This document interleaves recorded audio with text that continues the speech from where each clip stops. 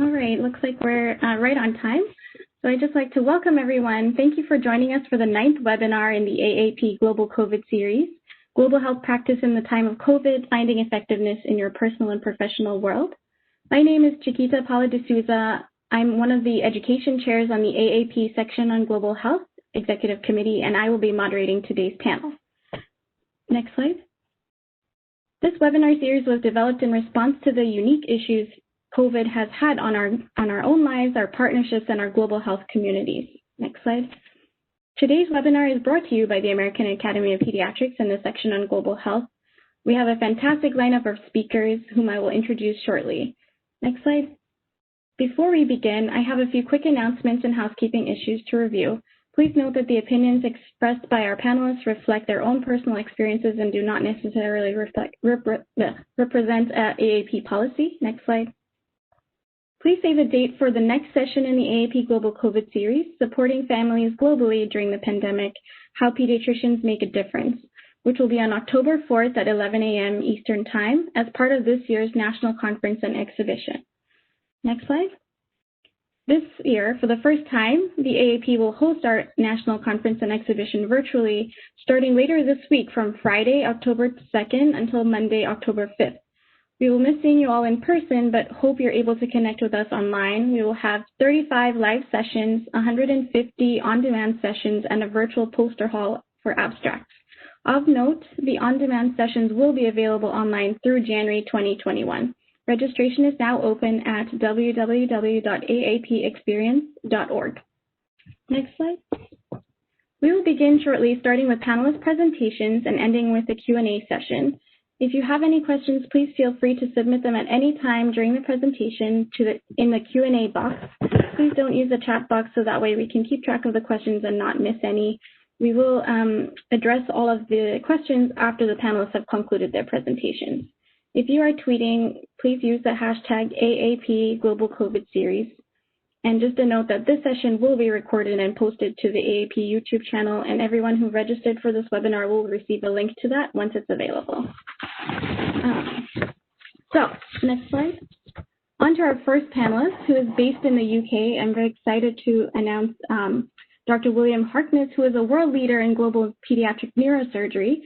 He founded Intersurgeon, which is an innovative internet-based platform designed to create global outreach partnerships between surgeons to facilitate collaboration in clinical care, education, and training, as well as the sharing of equipment and other resources. He has been involved in several organizations worldwide and is the past president of the International Society for Pediatric Neurosurgery. He's also involved in the Global Initiative for Children's Surgery and has been an invited speaker in over 40 countries. He is now a retired consultant pediatric neurosurgeon, formerly working at the Hospital for Sick Children at Ormond Street in London, where he specialized in epilepsy surgery. So thank you so much, Dr. Harkness. Over to you. Thank you very much, and thank you to the Academy for allowing me to speak to you this morning, this afternoon, or this evening, whichever part of the world you happen to be in. I'd like to start by just setting the scene for global surgery before the pandemic arrived. I don't apologize for sharing this slide that highlights the work of the Lancet Commission, which in 2015 pointed out the deficit in surgical care globally, the impact that it has from the terms of expenses on the families who are seeking surgical care, and the fact that it was identified that investment in surgical care could lead to economic growth in countries, and in addition that surgery was an indivisible and indispensable part of universal health coverage. In February of 2019, Dr. Tedros, at a meeting hosted by the Harvard Program for Global Surgery and Social Change to help countries develop their national surgery, obstetric and anesthetic plans, outlined how vital surgery was to universal health coverage and pledged the support of the WHO going forwards. In September of last year, the UN General Assembly devoted for the first time its meeting to universal health coverage, and in its declaration identified surgery as an essential part of universal health coverage. In the field of neurosurgery, which is our own specialty, a survey carried out identified that to be able to try and meet some of the deficits, we would need to train in excess of 23,000 neurosurgeons at a global level, which, as you can appreciate, is no mean task. In April of 2017, a group of us got together to discuss this and other matters. And one of the things that we really identified was that there didn't seem to be a mechanism for bringing people together. My colleague Jim Johnson, who's a pediatric neurosurgeon in Birmingham, Alabama, carried out a survey. And one of the questions was, what are the major barriers to participation in global surgery efforts? And over 40% of people identified the fact that they couldn't identify a partner to be able to work with. And this is why we developed Intersurgeon. Intersurgeon is an interactive platform whereby members are responsible for their own data entry and update. And this is very different from a data collection platform where you require societies or nations to put in data, which is very often not contemporaneous and it's very difficult to keep up to date. We felt that if we got members responsible for their own data, it was much more likely that it would be kept up to date. And then our software creates matches based on the offers and requests that members outline. The principles of Intersurgeon is that it's free, it's a charity, nobody gets paid, and all of our money that we raise goes to developing the website and maintaining it. And this does mean that we're very quickly responsive to our members and the ideas that they give us. In essence, it works just like a dating platform. But the offers and requests are based around clinical assistance, education, provision of equipment, research and development of training programs. And the intention is, therefore, that long-term collaborative partnerships are created. We went live in a little over 2 years ago, and we now have 521 clinical members in 90 countries worldwide. We've also been working with the G4 Alliance, and we now have an NGO platform, and we have 33 NGOs registered on that. So what's been happening to surgery during the pandemic? Well, because of the diversion of resources to dealing with the pandemic, many surgeries have been cancelled for that reason. But also it was identified early on that in the presence of COVID-19, the morbidity and mortality associated with surgery was much greater, particularly in the elderly, and therefore many cases have been cancelled as a result. In June, the Global Initiative for Children's Surgery carried out a webinar looking at the impact of the pandemic on teaching, and both medical students and surgical trainees have been significantly affected by this, but more and more they were relying on digital and virtual resources to be able to maintain their education. And this, of course, is exactly what we've experienced during the pandemic. There's been a much greater reliance on digital platforms, Zoom, WhatsApp meetings, telemedicine, webinars, and you've heard your own annual meeting is now going virtual. And the other thing is that we've identified the ability to be able to continue mentorship in surgery with video streaming. So what are we looking forward to following the pandemic, if and when we move on? Well, for us as surgeons, we've clearly got to re-establish surgery within the domain of universal health coverage, but we're going to have a lot of catching up to do, both in terms of clinical care and the training. But we must learn from what we've learned during the pandemic, and particularly the use of digital media, because I think that through this we can strengthen systems of teaching and training remotely. The other thing is that we must expand near culture partnerships, so partnerships within the same geographical region. Why is this important? Well, I think that's because we're no longer going to be able to fly in and fly out, not only because of airline availability and financial resources, but also because of the vulnerability of team members. Many of the surgeons who volunteer are in the latter part of their careers, and they're more susceptible. And of course, particularly indigenous peoples are going to be very vulnerable, so they are less likely to welcome people travelling to their countries. There's been a tendency always to avoid teaching and training in adverse environments, but I think digital solutions mean that we can continue education and mentorship and case discussions, not only just in pandemics, but in natural disasters and in war and man-made disasters. For surgery, of course, there's also the whole question about apprenticeship and people needing to acquire surgical skills.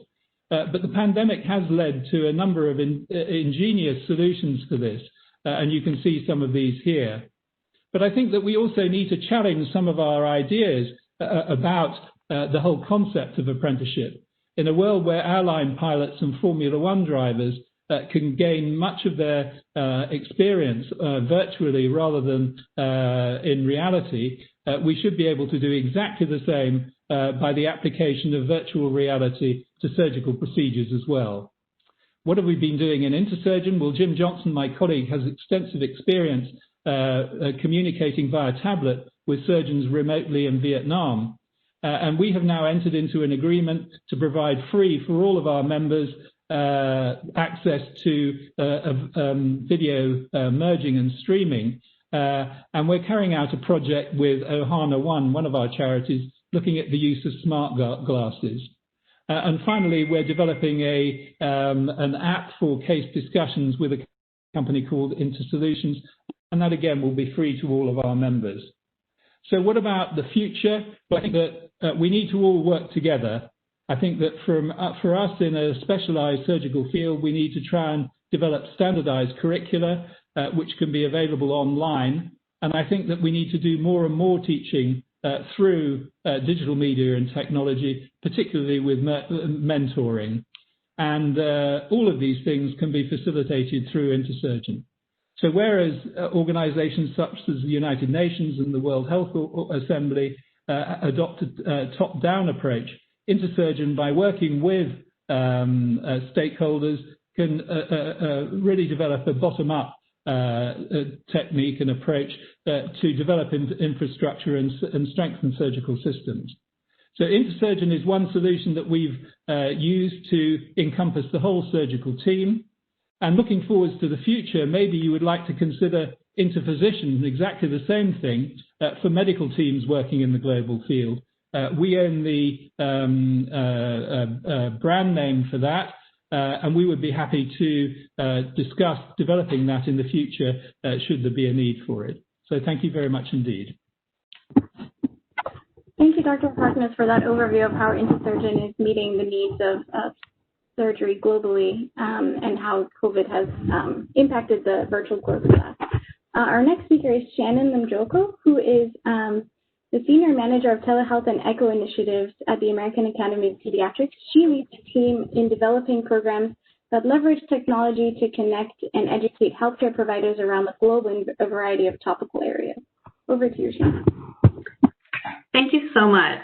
So over the next 8 minutes, I'm going to provide you all a brief overview of Project ECHO, as well as provide some examples of how the American Academy of Pediatrics has used this model in our global work. So let's go to the next slide, please. So ECHO stands for Extension for Community Healthcare Outcomes. Project ECHO is a telementoring program designed to create communities of learners by bringing together healthcare providers and experts in topical areas using didactic and case-based presentations, fostering this all-teach, all-learn approach.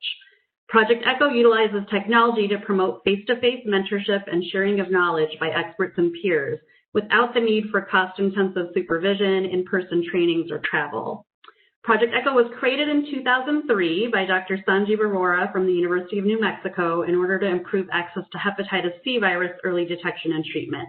But since then, the model has expanded to be used in a variety of settings for many topics. Next slide, please. So Project ECHO has been recognized globally as a low-cost, scalable solution that can increase the capacity of healthcare workers in underserved communities to provide best practice care to their patients. There are currently over 400 ECHO hubs worldwide in more than 40 countries. And as you can see from the map, people and organizations from all over the world are leveraging the ECHO model to scale their own initiatives. Next slide. So the American Academy of Pediatrics, or the AAP, is what's called an ECHO Super Hub, which is essentially a training and technical assistance arm of the ECHO Institute. The AAP is the only ECHO Super Hub that is solely focused on pediatrics. To date, we've trained over 50 organizations in the ECHO model, and the AAP also develops and runs our own ECHO programs out of the AAP on a variety of health-related topics. Most recently, we developed several ECHO projects on COVID-19, which have served over 1,000 learners throughout the U.S. And in the next coming months, we'll be leveraging this experience to work with several sites throughout Africa to support the development of new ECHO hubs and programs providing COVID-19 education targeting pediatric healthcare providers. Let's go to the next slide, please. So what does an ECHO session look like?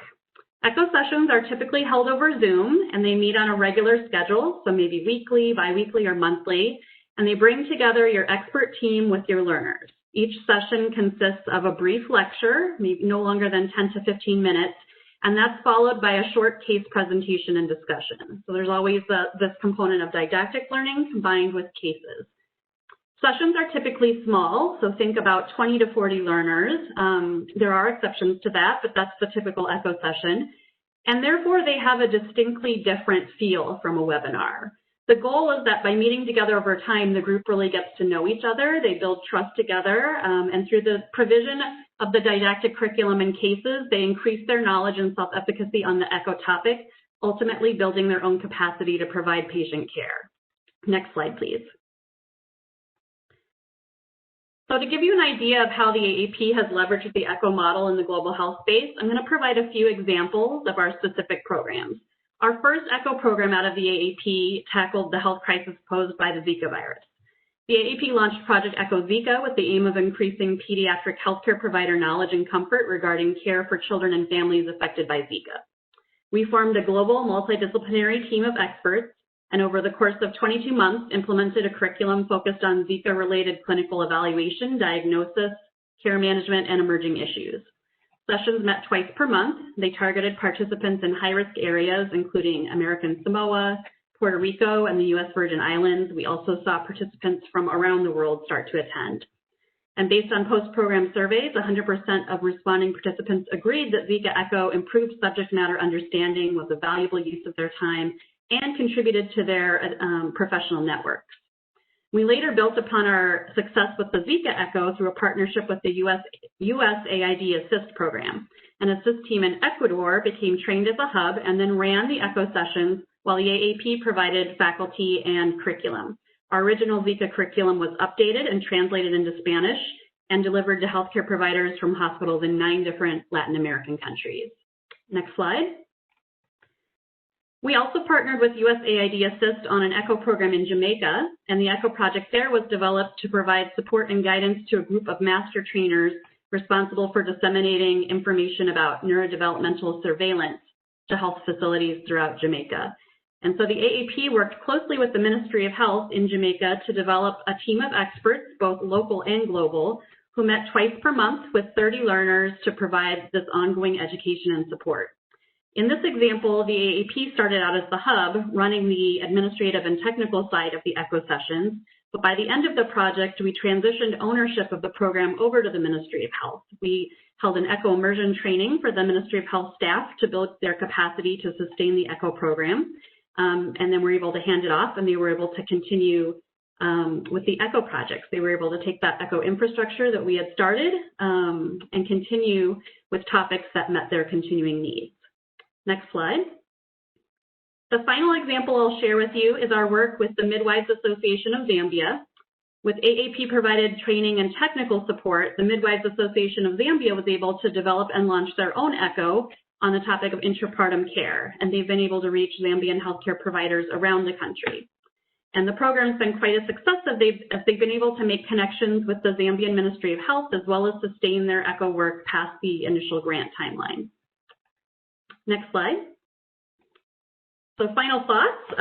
I hope that by sharing some examples of our global AAP ECHO programs, you can see that ECHO is a flexible model that can be leveraged to provide an innovative educational and mentoring experience, particularly during times when in-person meetings are not possible. ECHO provides a way to provide meaningful connection. And I'd be happy to answer any questions about Project ECHO during our Q&A or offline. Thank you very much. Thanks so much, Shannon, for sharing how AAP has used ECHO to bring professionals together and keep them informed in various content areas. Our next speaker based in Canada is Dr. Hassan Morali, who is an assistant professor in the Department of Pediatrics McMaster University, practices pediatric emergency medicine. He also holds an associate faculty position at the Bloomberg School of Public Health at Johns Hopkins, working in their International Injury Research Unit.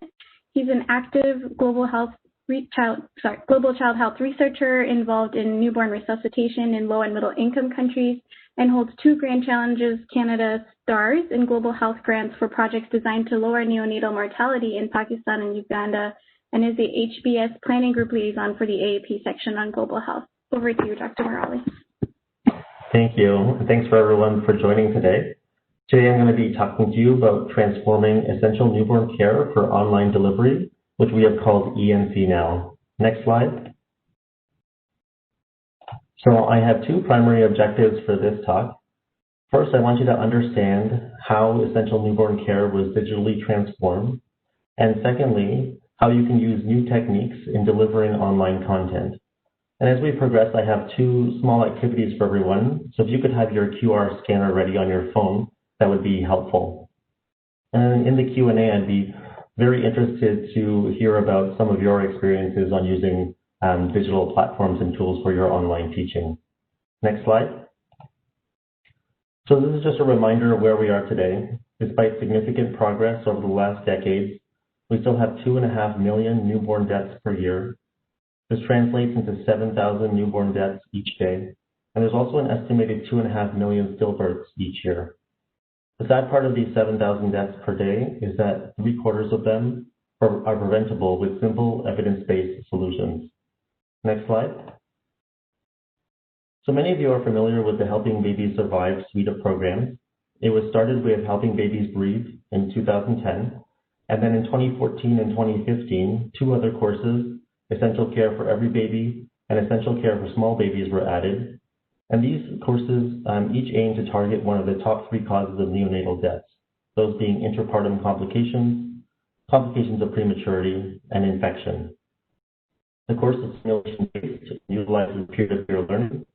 It's done in small groups with a ratio of 1 instructor to 6 participants, and each participant shares a simulator. The simulator is low cost, only about $60, and can be filled with water or air. So here's what the course looks like when it is taught. Sometimes we have classrooms and sometimes we don't. The pictures on the right and at the bottom are from my colleague teaching on a dock within a floating village in Cambodia. You can see her going through the algorithm on the right and how she set up the course with village midwives on the bottom. On the left, you can see an instructor in Tanzania who's using a flip chart, so you can see what participants are seeing when they go through the course. In large-scale studies in Tanzania, Nepal, and India, HBB has been shown to decrease early neonatal mortality and fresh stillbirths. Next slide.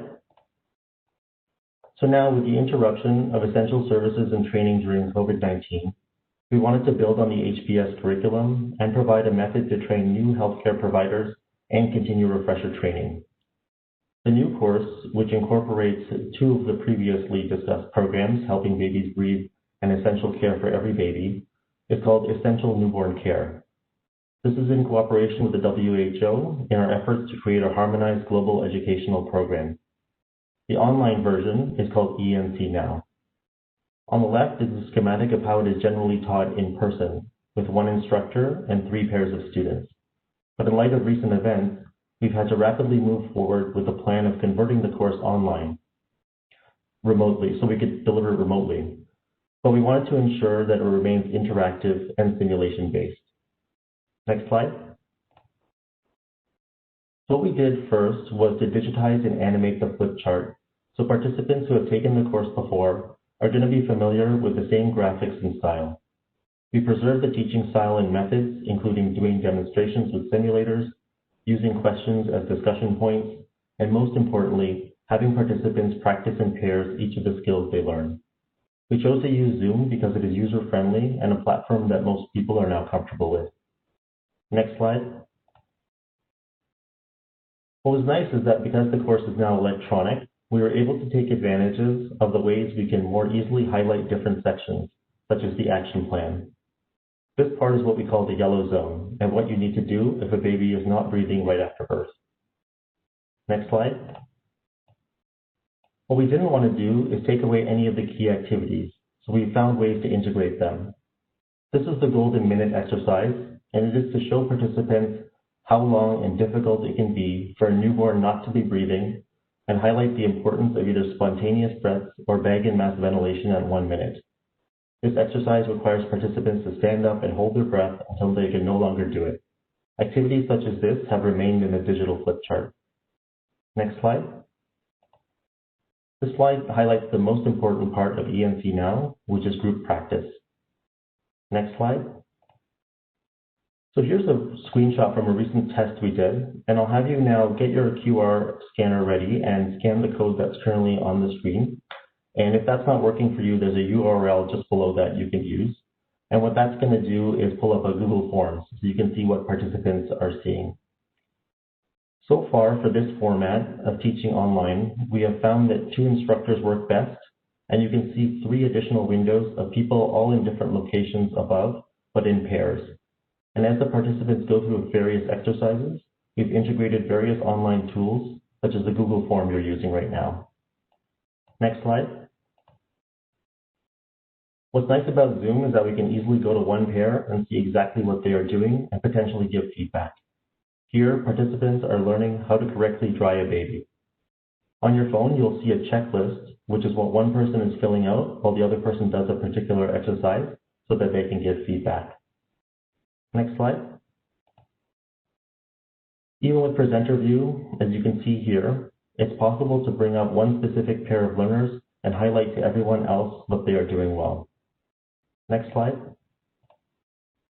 And so this is what the Google Forms output looks like. And it's helpful to see, number 1, when your class has completed the exercise, and number 2, what areas they might be particularly having trouble with so that you can incorporate this into your discussion or additional practice. Next slide. I want now to move on to another tool we've been utilizing in our teaching, which is called Socrative. Socrative has been particularly useful for quizzes that we use as part of ENC Now. Next slide. So this is another little test I'd like you to try. You can either scan that QR code or enter the URL, and we're going to put this in the chat as well so you'll be able to have it. Once this pulls up for you, it'll ask you for the room name, which is on the screen, HBB 2471, and then it'll just ask you for your name.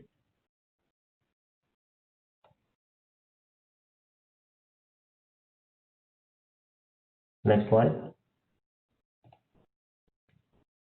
So what's really nice about Socrative is the output and how it's easily downloadable into Excel. So this is particularly useful because you can quickly see, and you can see this in real time, about which particular questions your participants had trouble with, so you can go back to them and go over them. And also, if you're doing any type of research or pre or post analysis, it's already in Excel, which you can easily export. Next slide. So finally, I hope to be able to show you that ENC Now offers a remote teaching package using digital tools. And secondly, Zoom, Socrative, Google Forms, and other programs can assist in teaching remotely. And actually what we're doing currently is trying to find one unified platform. Next slide.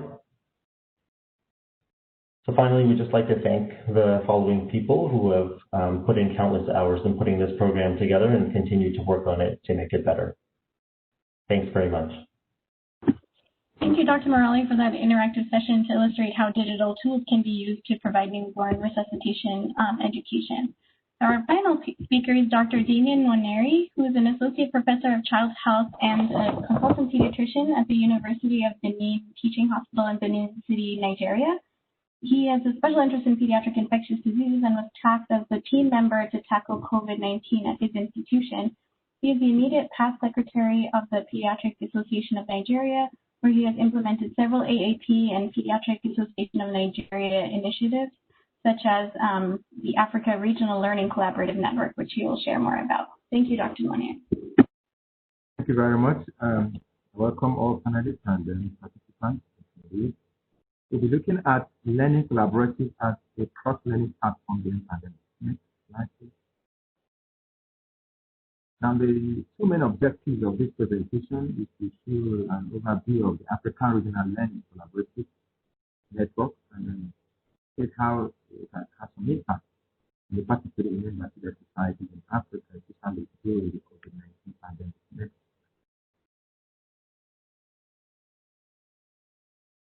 The learning collaborative phenomenon is a theory-based model that uses a peer learning to further develop and expand evidence-based aspects in different contexts.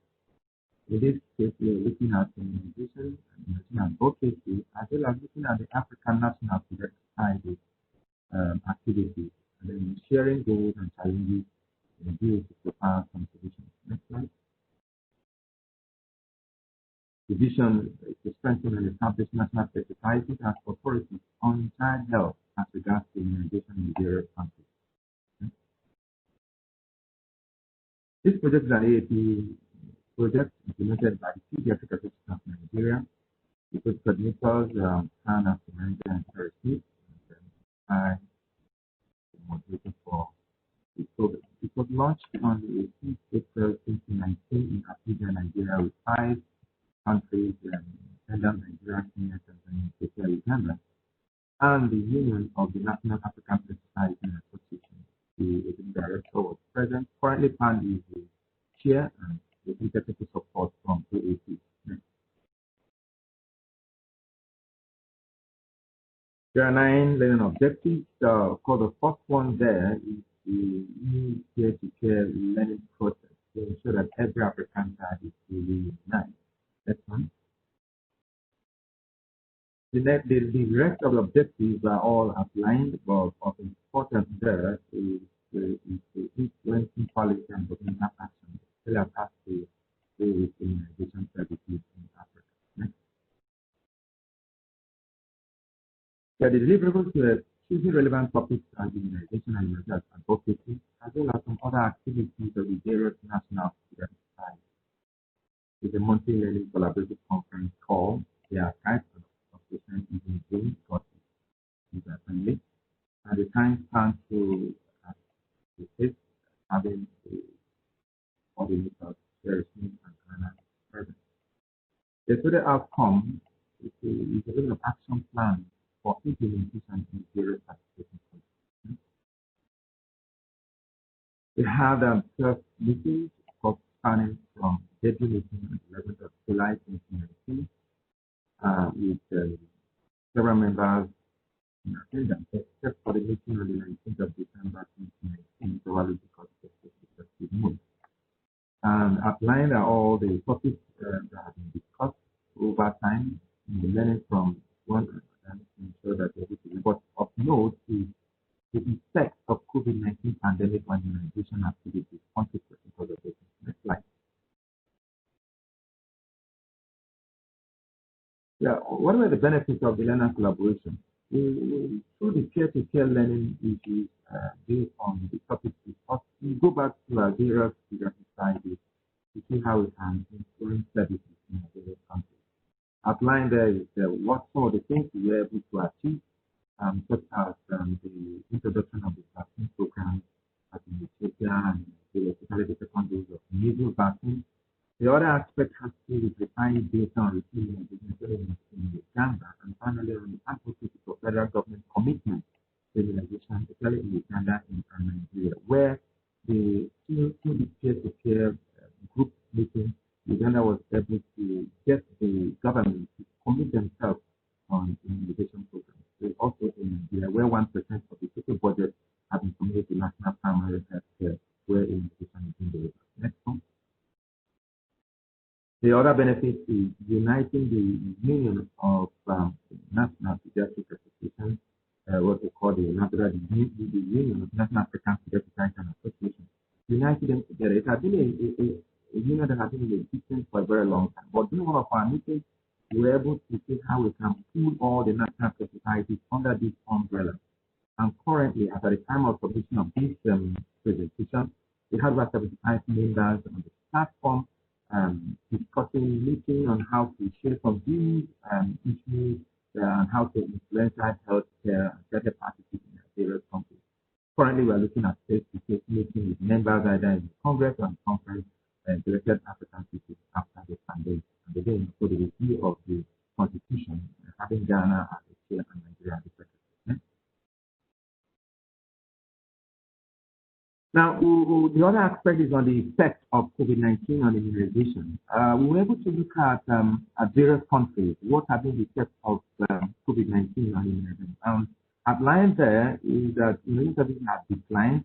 There have been certain stock out of PPE, issues of rumors, and then, of course, especially in Tanzania, because of the school closure, immunization has actually reduced because 90% of the immunization actually takes place in schools in Tanzania. At the meeting, we were able to bring out this action plan, which we encourage all participating countries to implement in their various countries. One, that there should be no discussion of routine services.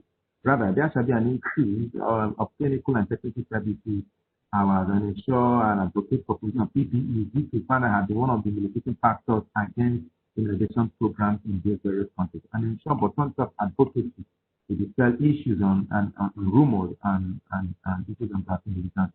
And of course, help the government to plan for full reopening and the publication of some events on newsletters and scientific papers, which is currently ongoing. Next. Yeah, we were also able to review the entire program, and I will say within the time I have now that about 50% of participating persons review the program independently, and we found out that we were able to achieve nearly 75% of some of the objectives as outlined through the peer-to-peer learning. Of course, of note is that immunization still continued in Africa, although with some huge challenges which we are trying to sort out because of redirection of human and material resources to combat COVID-19. Next slide. So we also looked at the building sustainability and partnership to strengthen national pediatric society, as well as encouraging evidence-based data-driven decision making. Our other aspects have to be improving access to funding by getting the various African governments to commit some of the resources to immunization and primary health care. Next.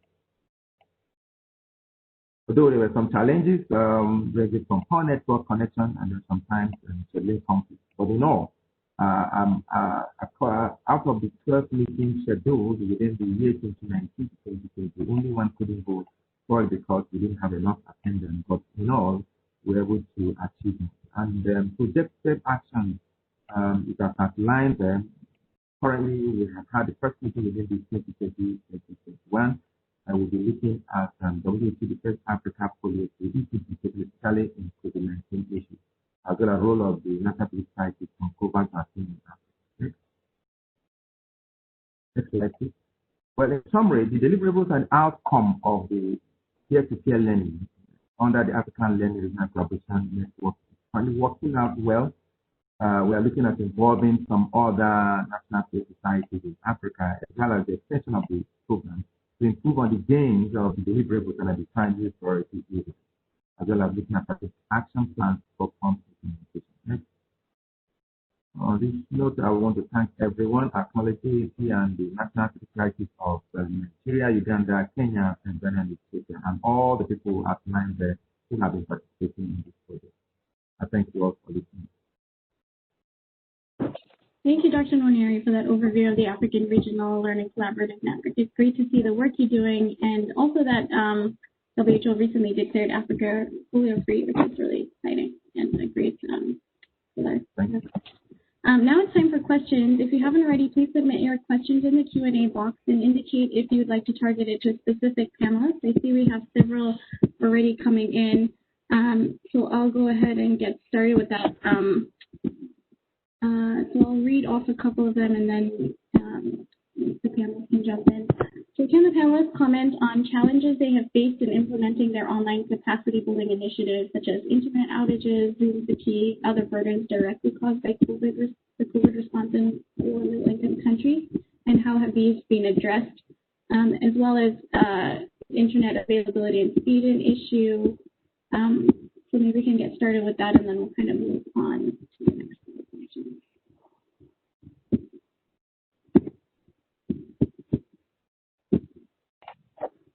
Perhaps Dr. Harkness can get us started. Yeah, sure.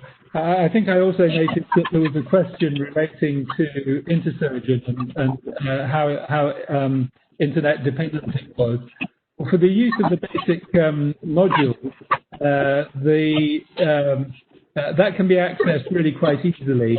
And of course, filling in forms and accessing people's profiles does require a certain amount of internet connection, but is not, if there's a bit of delay or whatever, that's not a huge issue.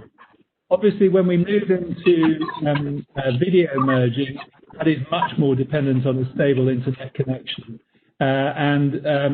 We're approaching this from a number of different ways, trying to secure good and consistent internet, even in the remotest areas.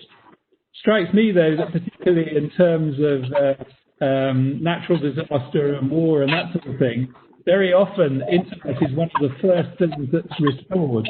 So, for instance, in Nepal after the earthquake, within 30 days, telephone and internet services were really restored to about 80% of the country.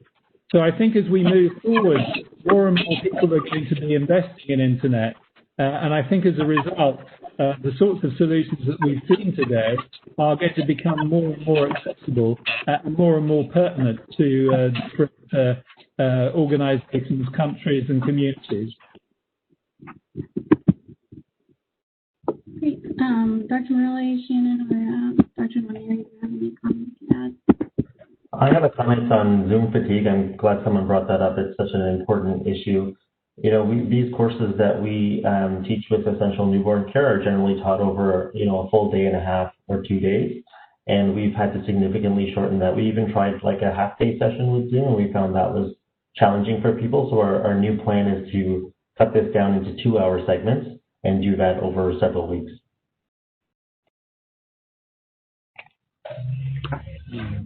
And this is Shannon. I can just kind of second what some of the others have said. You know, we have had some internet outages affect our projects. I know when we were doing our Zika echo, Hurricane Maria and Hurricane Irma came through the islands during that project, and we did have to put the project on hold for a month or two, but honestly, that was about it. We found that using Zoom, it's a great platform that, if you have the video capability, it's great, but it also allows for folks to call in using a phone or, they can turn off their video to kind of optimize their bandwidth. And so we found that folks were pretty quickly able to start participating again, and they wanted to because it was, around such an important topic. And Project ECHO's been using Zoom all over the globe in under-resourced areas, and we see it working there. Yeah. Thank you very much. Initially, when we started this project in July 2019, we were using Skype, and we set a Skype group called the African Regional Learning Collaborative with members really current in the group. And each time we took on what have been slight challenges. But because we record the program, at the end of every meeting, we send on the recording to every participant to go over the proceedings. And then sometimes we want to summarize the proceedings from the meeting and share among members. So that has helped us to overcome some of the challenges. I would want to say that almost all through the 2019, 2020, we ran the project up to July. We were using Skype on the use of Zoom. The challenges were there, but because we record some of the programs, we were able to share among them that we do review what has been discussed and see how they can implement the proceedings from the meeting to their various mathematical society. Thank you. Great. Next, I'll direct this question to Dr. Morali from ZACTAB. So what were the factors you considered in choosing online platforms considering resource access in low-income countries, partner countries? And is ENC available for HBS instructors too? What's the process for that? So like others have said, we wanted to base it on ease of use. So we similarly considered the internet connectivity issues we've had, and we had the best luck with Zoom using various different online platforms. And then we also were able to just streamline some of our material as well to somehow minimize that. So we had videos, for example, initially, but we're able to take out the videos and have some of those things downloadable at other times. And then for the other parts of how we chose, we just were choosing ones that were based on ease of use and some of our partners' suggestions as well. And these are all temporary solutions. I alluded to this a little bit, but the point of this eventually will be for us to create our own platform to integrate all of these solutions. And then for your final question, it's not quite available yet. We have it in a near finalized form, but we're hoping to have an announcement about when these materials will be available in the next couple of weeks. Next question I'll direct to Shannon. So, question from Stephanie DeYoung. What resources are required for an organization to start an ECHO, i.e. costs for licenses, computers, or how does that process work? Yeah, there's no cost to start an ECHO project. The ECHO Institute is sort of like the mothership of ECHO. They're based in the University of New Mexico. They do require that anyone who becomes an ECHO hub go through an ECHO immersion training. And so this is a training that is offered by either the ECHO Institute or any of the ECHO super hubs. So AAP offers that training as well. That training is being done virtually now in the age of COVID. So that's a virtual training. And we go through with the ECHO methodology as well as we can help a site with program planning and kind of customize the training depending on your needs. But they do ask that the organization sign a memorandum of agreement that just says that you will not sell ECHO intellectual property and some other kind of standard things like that. So that's how you become an ECHO hub, is that you go through ECHO training and then you launch your program. Often folks have secured grants in order to support the administrative costs around an ECHO, which is really just staff time. That's really the main cost to running your ECHO project. I hope that helps. Let's see if there are some other questions. So even after COVID is over, sorry, I just lost that question. Even after COVID is over, how do you think these what is the future of some of these resources, and what role will they play looking towards the future? Shall I start with that one? I think that in terms of what we've developed for Intersurgeon, obviously we started before the pandemic, but I think that like many other organizations, because we are digitally based and we've added on a number of facilities for our members, I think that we've actually become strengthened by the pandemic, and we're exploring more and more different digital solutions. And I think that also, as I mentioned, collaboration, certainly within neurosurgery, we have a global neurosurgery committee, and we've realized that in feedback during the pandemic, people want to have more and more training programs available online so that they can do as much as possible online without necessarily having to travel, particularly travel to do fellowships and things like that. So I think we're looking at remote fellowships using the sorts of platforms that I discussed for video streaming and mentoring. And finally, as I say, I would really like to expand into interphysician and offer the same sort of facility for all medical specialties as well. On that, there's a question from Dr. Aldana. How do you envision interphysician to help with pediatric medical diseases? Do you have a specific vision in mind? Well, I think that obviously there are some specialties within medicine which are much, much bigger than surgical specialties, but we do have things like obstetrics and gynecology and anesthesia, which have obviously huge implications in terms of potential membership. But because it's being driven by members rather than being driven by organizations, I think that gives us the ability to respond to what people want out of the website. And because we're a very small organization, we can respond very, very quickly and adapt to what people need and want. And I think that our adaptation during the pandemic kind of highlights that. I think another question for Dr. Morali. So a comment from somebody saying they're running an HPV and ENT program teaching village midwives in Sudan, covering a large rural area with no technology for virtual. So they have difficulties of continuing. Do you have any working advice or how they might overcome such issues? Yeah, I think that's always going to be a challenge for some areas. The idea, I think, for us to be able to do it digitally is we have to have some connectivity. So having some regional expertise in an area where they could do it, perhaps at a university or a medical center, I think there'll have to be some travel for some people, either instructors or participants. Sure. Okay, so another question, just I'm going to ask Dr. Oh, there's one more. Has the ECHO project been done in different languages, and if so, is it done with interpreters? Yeah, there have been some ECHO projects that have used some interpretation services sort of built into the technology. We at the AAP have not done that yet, but I know the ECHO Institute has, and there have been some other hubs that have. So I think if you're interested in exploring that option, there are some resources out there for some folks who have done it that you could talk to learn a little bit more about how to incorporate that.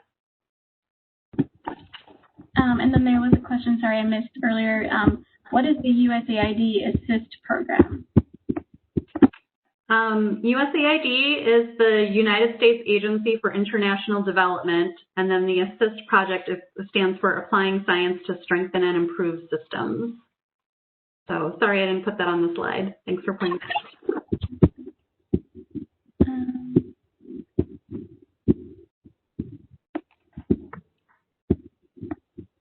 Okay, so another question. As someone who works with learners, both medical students and residents, are there specific opportunities for cross-national collaboration for learners? I know our learners are wondering how they can be innovatively involved in addition to faculty. And we did do a webinar a couple of weeks ago on global health education in the pandemic. So perhaps that person can contact the AP section and then we can share the slides for that session with you. But does anyone else have a comment for that? Yeah. Concerning the question asked about sustainability after the pandemic, we have already started working on that to see if we can increase or include more African countries in the program. And we believe that so far we have 5 countries and we are doing well with peer-to-peer learning collaboration. And the deputy director of the Union of National African Pediatric Society and Association is also a member of the panel or the group and has been sharing some of the proceedings to other national pediatric societies that are not yet captured. And so we believe that after COVID, we will be able to, we've already said increasing the number, but we wish to continue after the COVID because we believe that it's going to go a long way to help us if we keep having monthly meetings where we come together and share our experience in our various countries and share our challenges and propose solutions and how to implement them to improve child health in our various countries. So we believe that even after COVID, we've been an increased innovation that we want to embark on and continue with it. And that's what I was talking about ownership of the project. Thank you.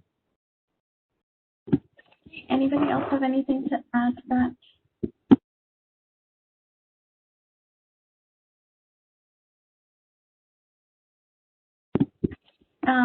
So I'll move on to another question for Dr. Morali. What about the ongoing practice and quality improvement that happens after training? Do you have plans for this? Can you share that with us? Yeah, so what's nice about this new platform is that we're going to connect a remote facilitator to a local facilitator who is really in that hospital or region and knows the participants well. And what we're doing with this structured longitudinal Zoom program is that we're going to build in quality improvement into each of the sessions. And then our plan is to have clinical practice as well as quality improvement projects in practice well beyond the session. So they'll be meeting after the course ends as well to follow up on some of those clinical practice and quality improvement projects. So I just want to, I know Shannon has answered privately, but just there are some questions about learning more about AAP ECHO programs, either for member fellows and how to access these resources. So if anyone is interested, please email aapecho@aap.org for more information about the AAP project. And on global treaty programs, with existing gaps in like simple surgery and other services, how do you envision COVID will impact the trainee programs and their competencies kind of after training? Do you feel like they might get longer training because you don't get as much exposure, or how do they get competent in spite of these challenges? So I think you're absolutely right. Because of the 28 million plus cases that are backlogged, it's going to be a long time before trainees can get the same sort of hands-on surgical experience.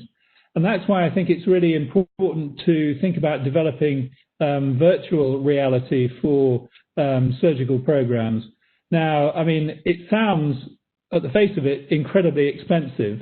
But on the other hand, I think that as demand increases and we get more people interested in the medical field, I think that the cost will go down.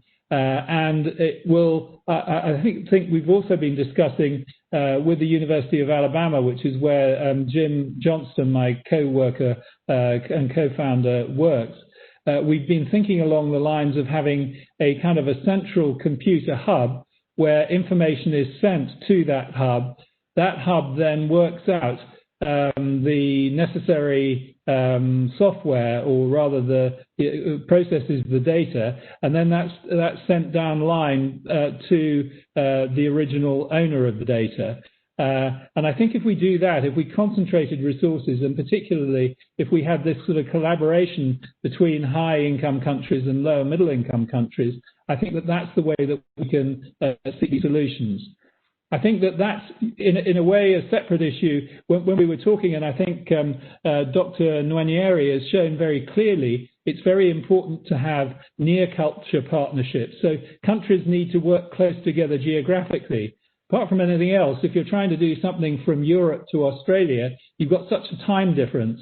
And I'm sure all of you have experienced during the pandemic, people in one side of the world trying to communicate with others. And it becomes very difficult because of time differences.